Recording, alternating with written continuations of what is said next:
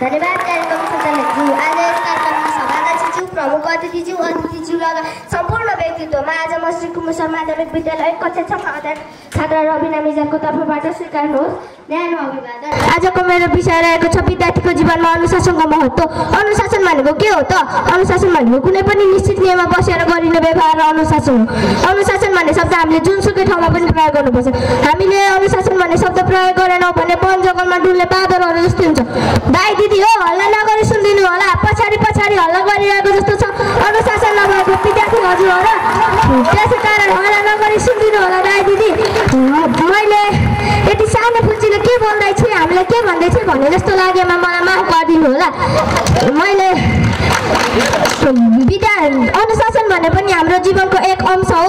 अनुशासन हामीले सबै ठाउँमा प्रयोग गर्नुपर्छ। जस्तै घर, विद्यालय, बाटो, यात्रा जुनसुकै ठाउँमा पनि प्रयोग गर्नुपर्छ। प्रयोग यसको